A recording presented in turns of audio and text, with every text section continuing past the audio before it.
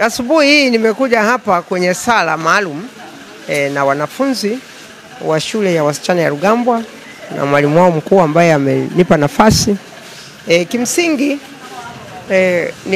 ni sala ya kumwombea mwanzilishi wa shule hii Sister Catherine Erisman ambaye aliendesha shule baada ya kujengwa na pia hayati marehemu Kano Rugambwa.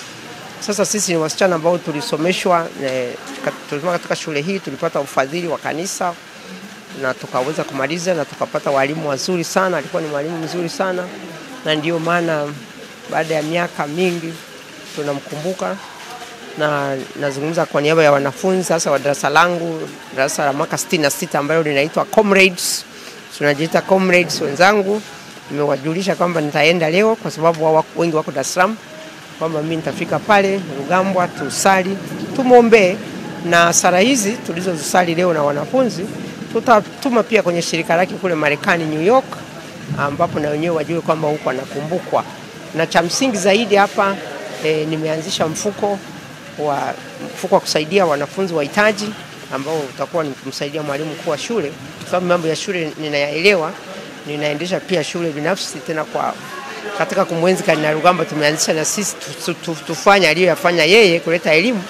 Lakini unapokuwa unaendesha shule kama mwalimu mkuu unakuwa na changamoto maalum.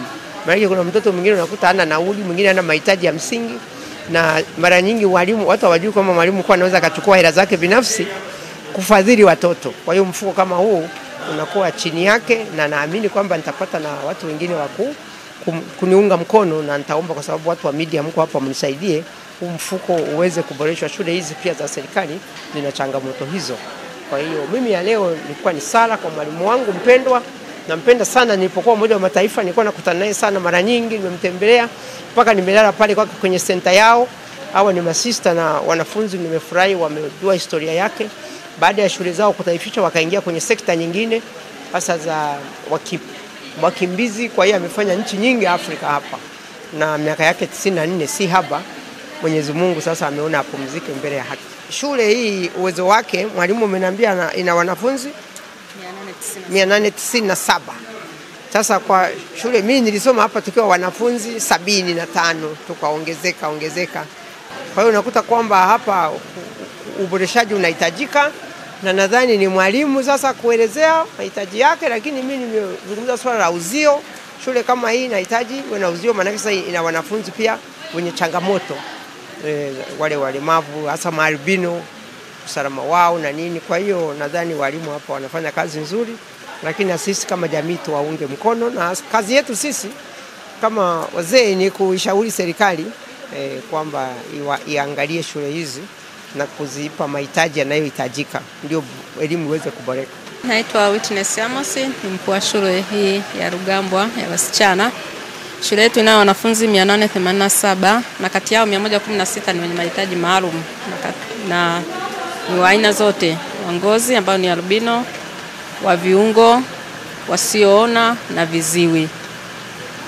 Tunashukuru kwa ujio wa wageni wetu wa leo asubuhi. Imekuwa ni asubuhi njema yenye baraka kutembelewa na Profesa Anna Tibaijuka, mwanafunzi wetu wa zamani, lakini kupitia yeye tunaona kama kuna baraka na neema zinaenda kushuka kwetu.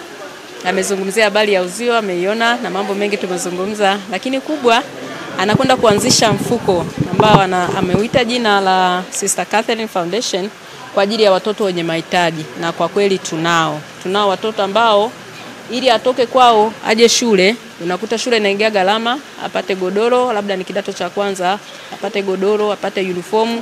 Vinginevyo wale watoto wanaweza wakaishia mitaani. Lakini tumekuwa tukipambana kwa kushirikiana na serikali, uongozi wa halmashauri ya manispaa ya Bukoba, ofisi ya mkoa. Tunashukuru Mungu, wapo na wanaendelea na masomo darasani. Lakini kubwa tunachoshukuru ni yale tuliyoyasikia aliyofanya Sister Catherine. Na tumeondoka na msemo wa kama hujui unakotoka, uweze kujua pia unakokwenda. Ni jambo muhimu sana kwa watoto wa kike.